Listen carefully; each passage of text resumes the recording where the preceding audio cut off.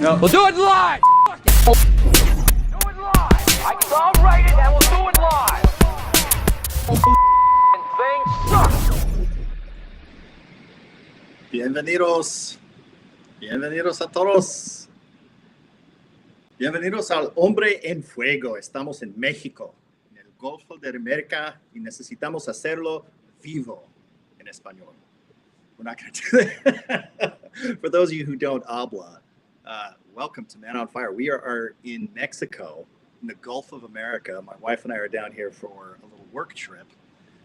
And I know you guys couldn't go 2 more days without me. So we had this janky setup in the hotel room. And we're going to do it live. I won't do any more Spanish. So I won't embarrass myself any further. But so we got a lot of stuff going on. I think Spencer Pratt legitimately broke Gavin Newsom. He's the way he's acting is so bizarre.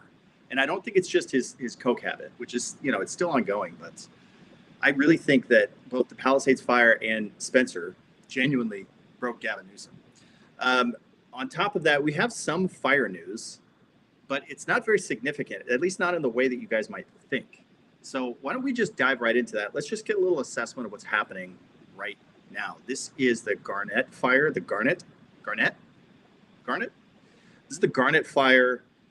This is in the Sierras on the western side. Now, this is a bit of a jumbled mess because we're in night vision. So let's just roll it back a few hours.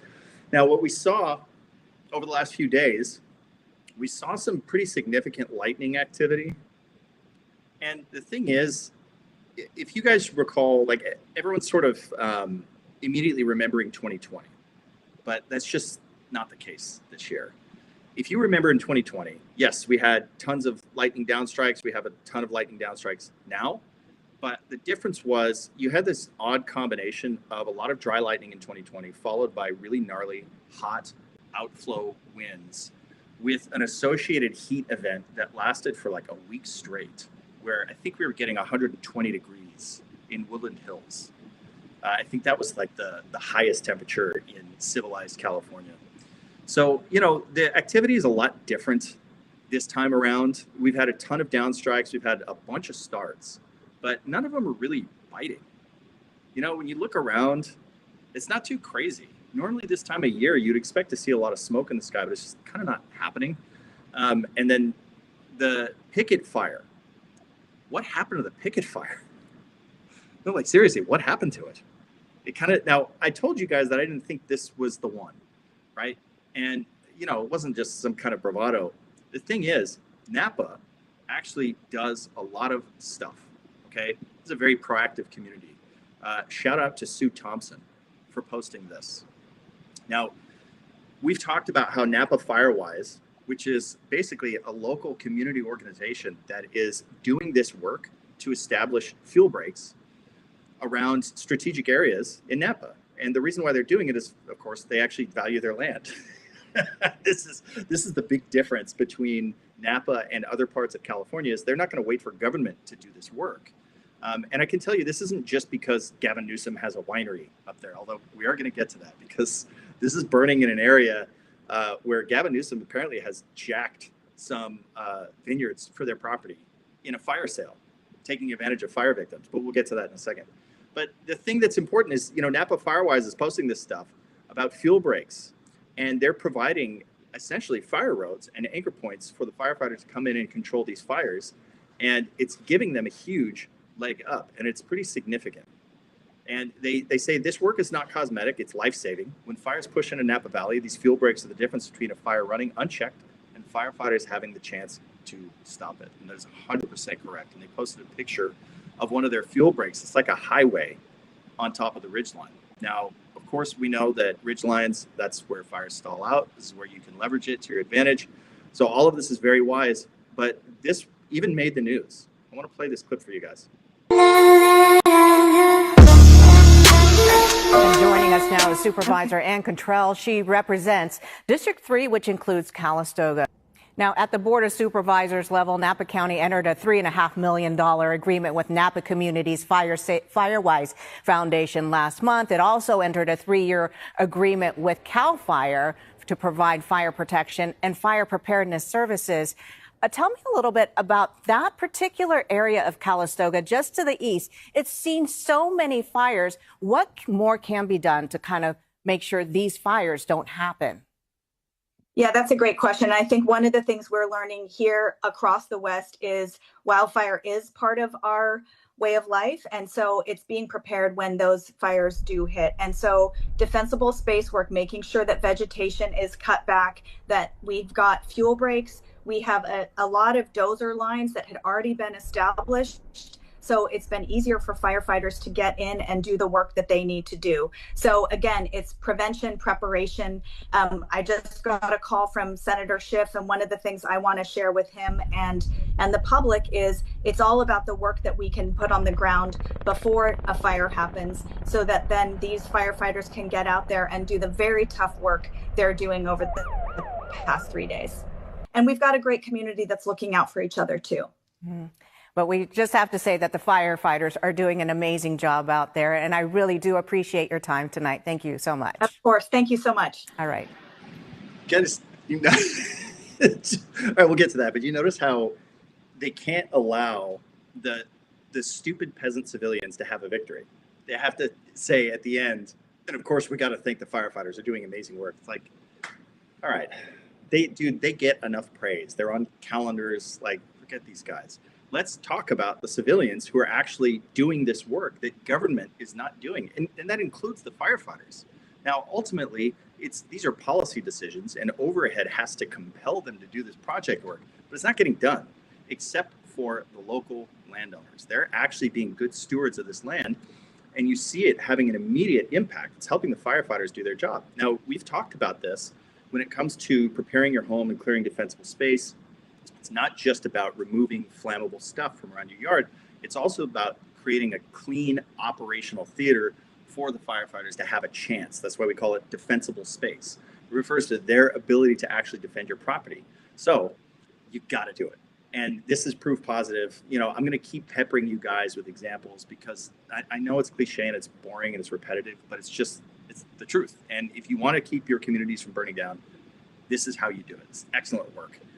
Same California Hat says, thank God for Senator Schiff.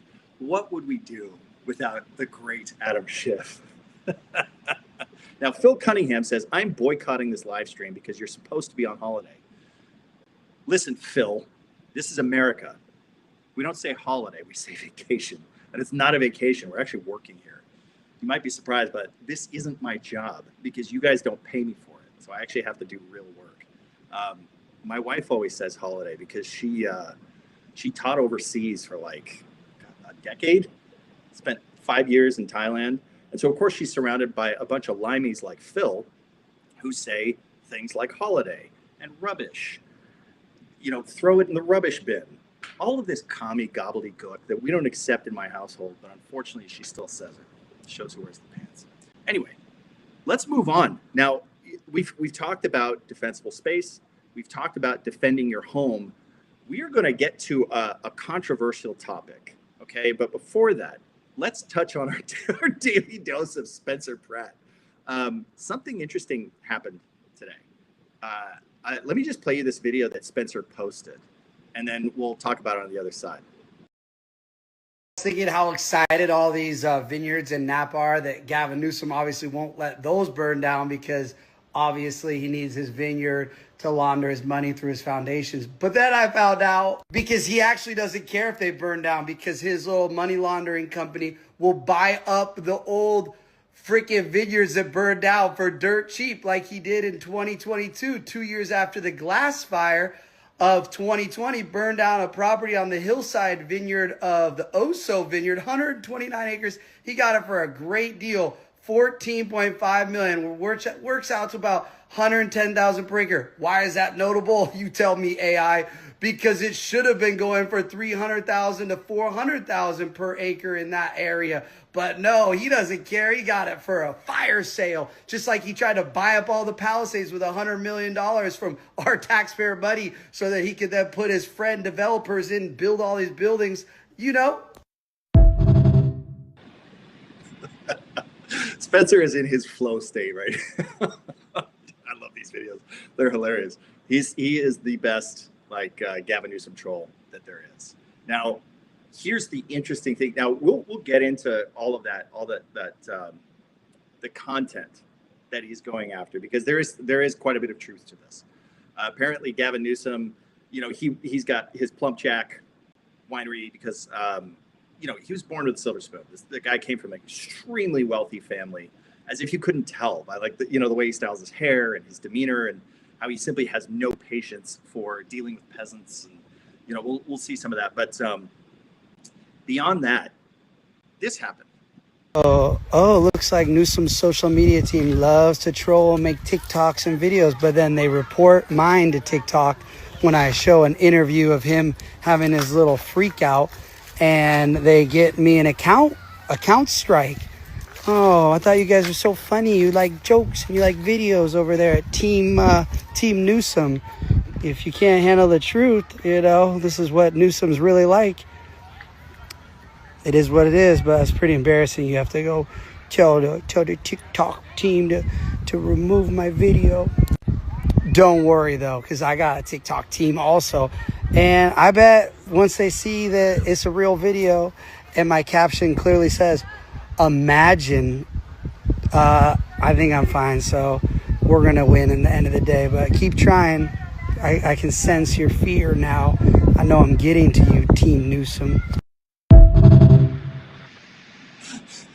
So apparently Gavin Newsom contacted TikTok to apply a strike to Spencer's account. That's his lifeblood. Can't do that. Now, why would he do that? It's not because, well, maybe it's because Spencer's calling out how Gavin's snatching up properties for cheap after they burn out. But it's actually because of this video. Governor Newsom, how does it feel knowing that your negligence of your own state park led to the destruction of the Pacific Palisades and the death of 12 senior citizens? Thank you very much.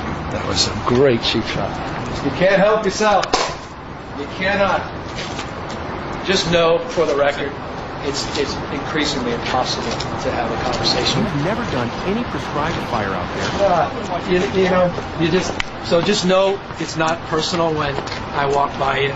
You just send some other reporters. It's going to be a lot easier now. It's not personal here either. Towards Channel 7. I'm sorry?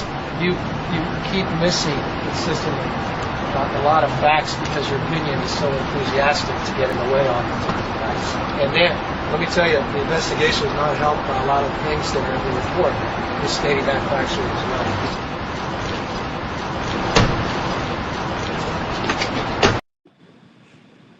well. Okay, now that video's, it's doctored. Okay, so maybe that's why he got the strike, because Gavin's very sensitive to doctored videos. But obviously, this is from 2 decades ago when Gavin was mayor of San Francisco. But look, the question was fake, but the original question, this reporter was asking then Mayor Newsom about his drinking problem, because of course Gavin Newsom is an addict. He's an addict, and he's even made proclamations about how sobriety was clean and sober is the worst thing for this country, whatever. But look at his body language. You notice how he does this? Like whenever he's getting asked questions he doesn't want to deal with, he does this like rich kid sulky boy thing where he looks down at the ground and he just sort of waits like this, and then he like claps his hands together when he's pissed off. He's like such a little priss. Why is he such a sissy? I don't understand. It's like, you are supposed to be a public servant. You should be able to handle this stuff. So anyway, that's the Spencer Pratt drama. I don't know. I don't know how we feel about like these kinds of doctored videos, but I think it's all in good fun. It's like the modern version of, political cartoons. You know what I mean? It's not that big of a deal. And I think Spencer, even in the tagline, he said that this was imaginary, but whatever. Now, Phil Cunningham is posting a whole bunch of Union Jacks. He's Union Jacking off in the comment section. I don't approve of this. We're in the Gulf of America. I don't care if I'm in Mexico. Now, the thing is, with all these fire starts that we've got, with all these lightning busts that we've had, it's going to take some time for some of these fires to reveal themselves. Okay, you're going to have holdover ignitions that aren't necessarily going to get exploited until some of the associated moisture that came with the rain core dissipates, or if we get hotter and drier weather. We're starting to get pretty deep into the season. We haven't had any real significant gnarly fires this summer. It's actually been rather quiet, and I'm not imagining this.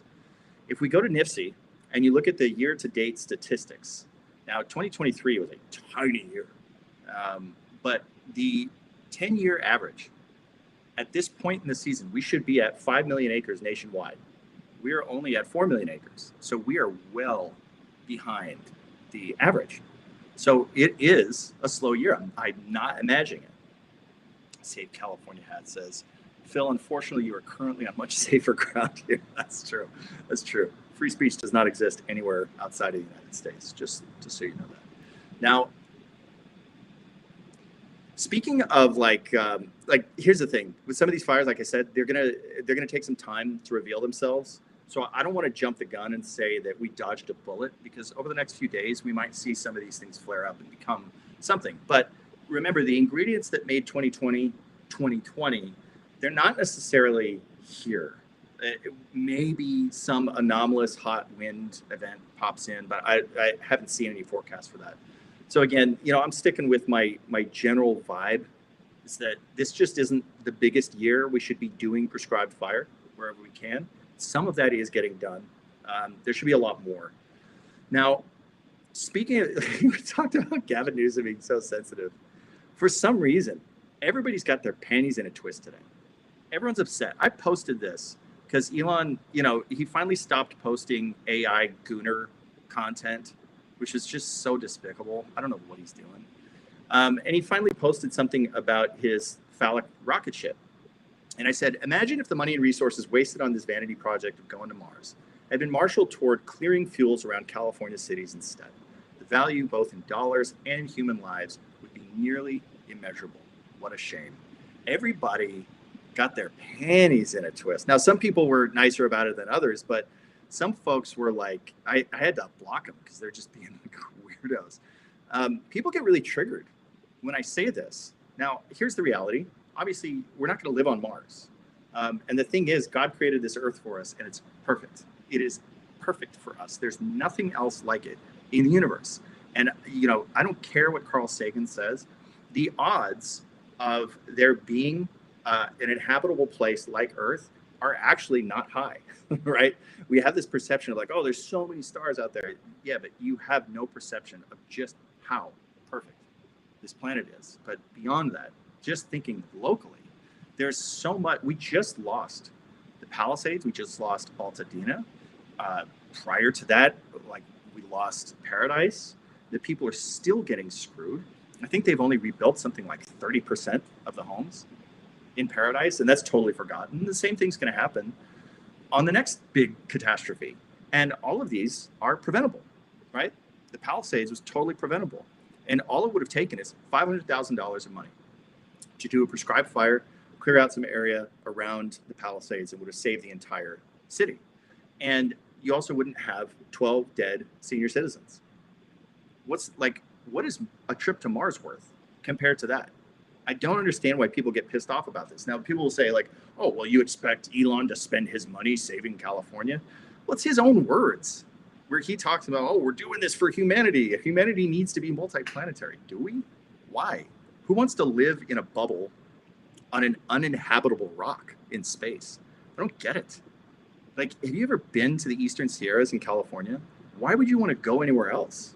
I mean, other than to escape the politics or the cost of living.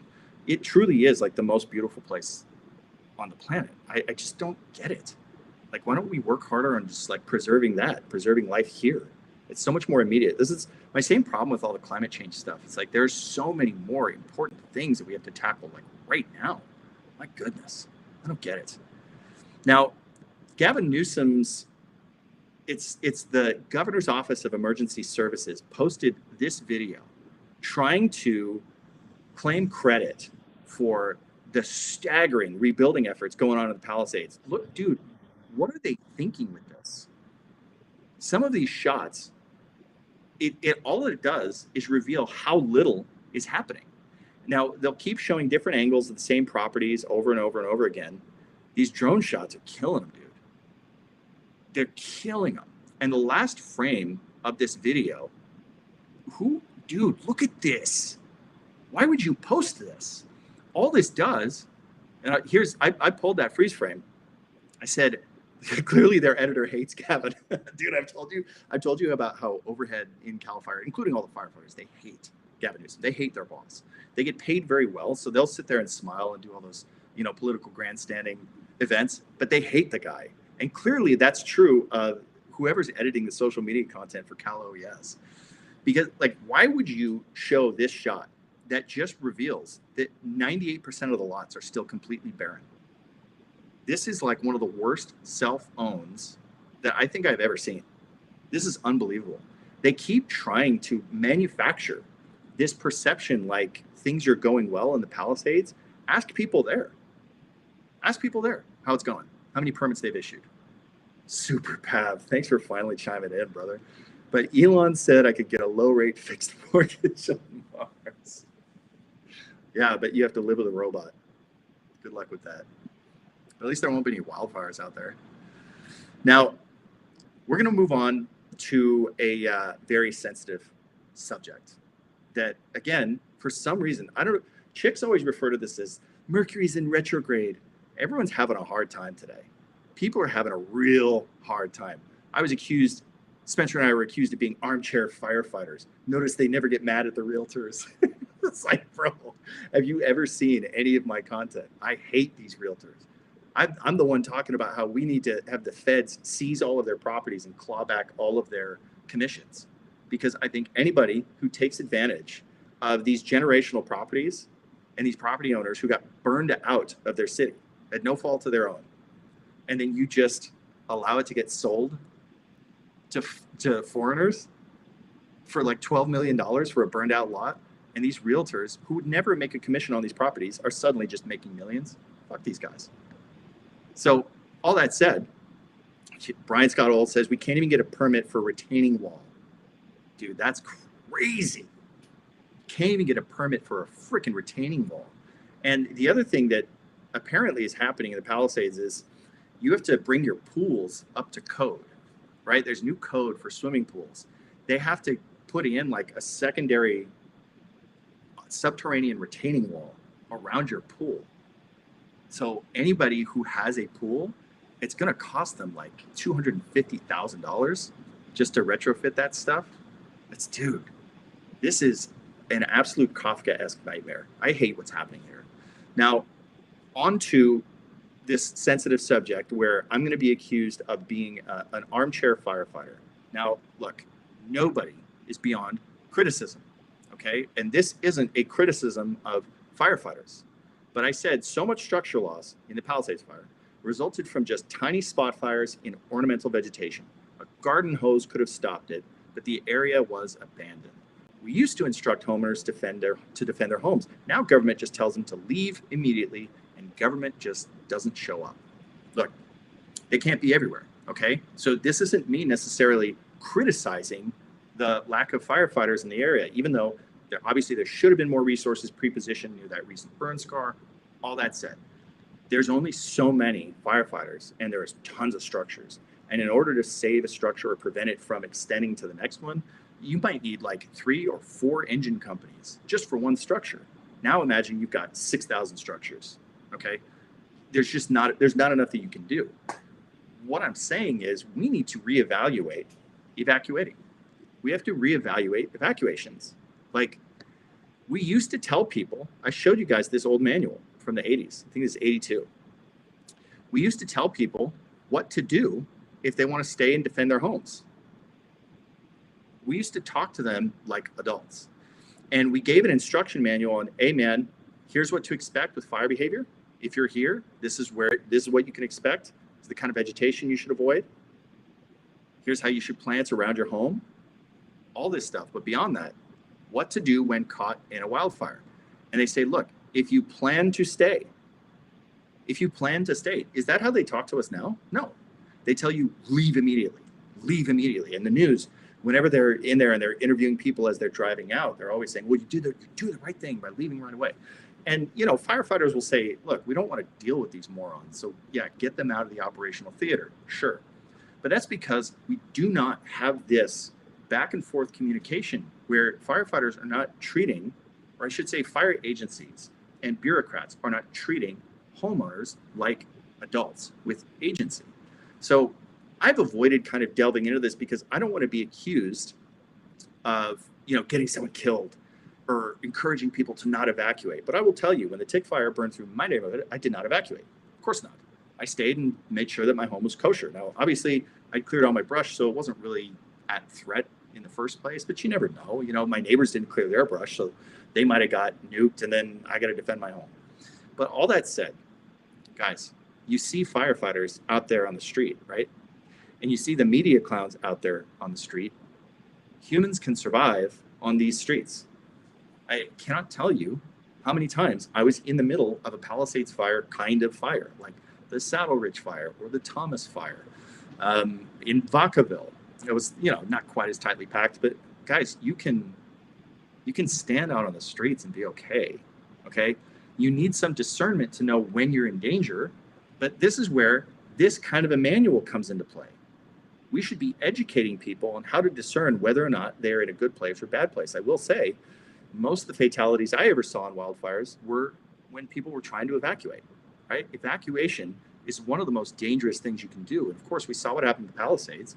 You had this fatal funnel where everyone got log jammed, right? So it was no good. Now, I want to show you this clip.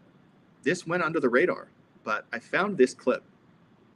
This is about the guy who stays. But I want to talk to this person right here, Randy Stoklos. He came up to me. He's been a resident in this neighborhood for 65 years, and he told me that he's been helping his neighbors, saving houses, trying to save some of the trees here. Randy, you've been here since yesterday. What's been your experience? Well, first of all, seeing the fire coming off the hill and coming out from Palisades Highlands, I knew that we were in trouble because of the wind direction. I think, the only one that stayed on through probably 500 homes up here. And I stayed the night. I saved my home, but it's sheer devastation here. The water's all off, so you can't go there. I was bucketing out of my jacuzzi and a pool across the way at people's homes. I stopped a couple fires. I stopped one that went, and then it reignited at about 4:30 this morning, and thank God I woke up at the perfect time. And I got it, and I stopped it from burning my house. This is paradise. This is one of the finest places in the world to live. And unfortunately, it's gotten turned upside down. And I know the resiliency from the neighborhood, the people, they'll rebuild. It'll take some while. It'll take some while. I know all these people up here. I was born in this house in Pacific Palisades. I bought the house right next door to me. I've been here since '89, but literally my entire life, 64 years. And I've gone through the Woolsey fire. I've gone through all of them. And I know that actually the guy that stays is the guy who saves his home. And I know that a lot of people don't want to hear that and don't want to, think about their safety, number one. I'm capable, and so that's the difference. I'm capable, and I did it. I saved a couple people's home. After talking to you, I'm gonna loop back. I was just trying to possibly see if I could get some gas in my truck because it's running low, and we'll prevail. Did you hear that? Now, there's a couple things. This is a very rich clip for you. Now, I've talked about how we have this perception that the Palisades is just a bunch of rich fucks and we shouldn't care about them. This guy's lived there his entire life, 65 years, 66 years, something like that. This is very typical around the Palisades. You have people like the folks in my family who've lived there for decades. They bought back when it was really cheap, back when it was affordable. It was primarily a blue collar area, like most of California was, and it has changed dramatically. And all of their wealth is tied into their home. So if they were to lose their home, they would lose everything. They're not getting residuals from Blockbuster Films, Now, he stayed and defended his home. When I was on the Hennessy fire in 2020, I was driving through Vacaville and I took like a tactical pause in this one area, kind of had fire on both sides of the road. So it was maybe a good time to just pause, figure out where I was, where I should go. all of a sudden there's a knock on my Jeep window. There's this old guy. It was like at least in his 70s. And I'm like, holy you okay? Do you need help? He's like, oh yeah, I was just gonna see if you needed water. I'm like, me? What about you? He's like, oh, I just defended my property with with a couple of buckets. I'm like, what? He said, yeah, we do our brush clearance every year. This is an old dude. Like, he's probably like 75 years old. He stayed, defended his property with a couple of buckets of water because he was a responsible homeowner, cleared his brush. He had a farm out there, and he was able to save it. Now, he also said, like, I know people don't want to hear this, but the guy who stays ends up saving the home. Phil Cunningham is touching on this as well. I'm not allowed to advocate for staying, and this is the problem. Nobody wants to say it out loud. Firefighters don't want to say it to you because, frankly, firefighters don't want to deal with you, because if you're a dumb, panicky rube, then they have to get you out of a bad situation, and that's a distraction. But on the other hand, if you are capable, like him, and he says it, he's like, it's different. I'm capable. I know I can handle myself. But the dude's in his 60s. So if he can handle himself, and you notice how he said that they didn't have any water, so he had to bail out of his hot tub and his neighbor's pool with a bucket. This is old school firefighting. The dude saved homes. Now, you hear Gavin Newsom and Adam Schiff and even fire chiefs telling you there's nothing we could do. And yet, this pensioner just saved his neighbor's homes. He saved several homes on his own with a bucket. So what are we supposed to make of this? This happened. Now, I've pointed this out repeatedly, especially from this live stream footage on the IA. Pay attention to how the fire is pushing through this neighborhood. Notice how it's just these little spots. The homes are not on fire yet, but the ornamental vegetation is starting to catch these little spots.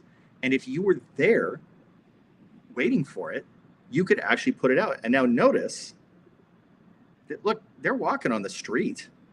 You could be here for this. You could be here for this. Now, I've been in a situation where an entire neighborhood ended up getting wiped out. They were doing structure protection in the neighborhood. This was up in Berryessa Highlands. And then the fire just ran over the hill and then nuked everything. And we kind of had to bump out to this cul-de-sac. And that was an example of when things go really sideways. And yet, dude, it really wasn't that bad. Honestly, it wasn't that bad. Now, like he said, you got to have discernment to know like when you're good and when you're not. But look at all this stuff. All of these homes right here. Look at, that's just a small little bit of vegetation, ornamental vegetation, because of course that's what goes first. Look at that. You don't think you could put that out with your garden hose? Or if your hose doesn't work, grab some buckets and take care of that? You could. And this is how these neighborhoods end up going. I'm telling you, I've seen it a bunch of times. So look, I'm not going to directly advocate for anybody to just stay. You have to be physically capable of doing it. But I've seen even old men do this in their 70s. Okay. And if you adequately prepare your home, if you have an understanding of where you're safe and where you're not, then honestly, guys, I said it a bunch.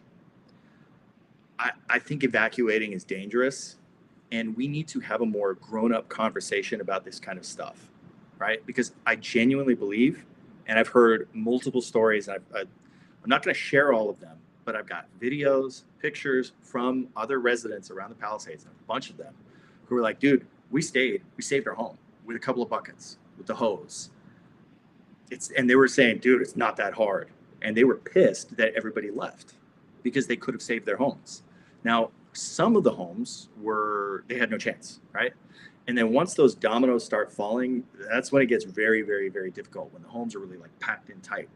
But I'm telling you guys, you can see the way that the fire initially hits.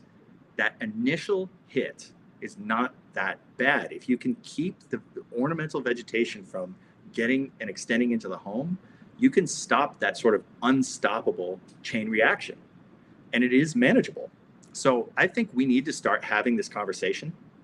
I genuinely do. We used to have it back in the 80s. We would tell people, this is what you do. Here's your list. Here's how you survive it. Here's where you should put your car. I don't understand. This is all stuff that you would see like very similar to the IRPG, which is what firefighters study to know how to operate in this kind of environment.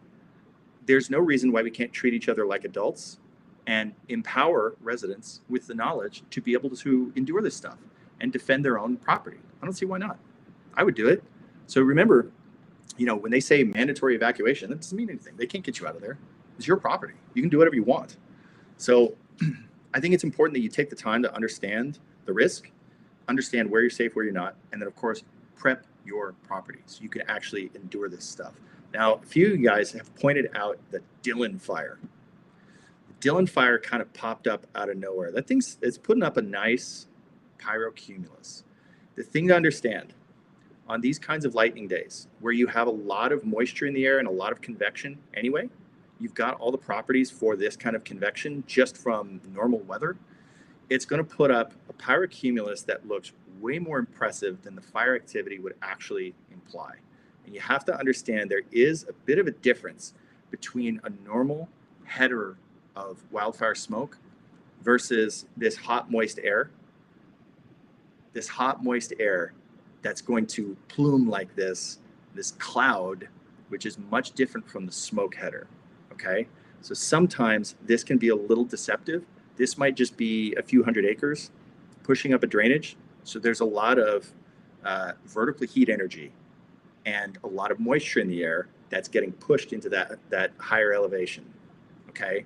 So this is not necessarily an indicator of a nuclear fire. The last they're saying is 100 acres. It's probably bigger than that, but this is what I mean.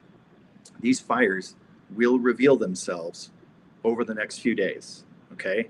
So don't think that just because the lightning storm is past that we're all good.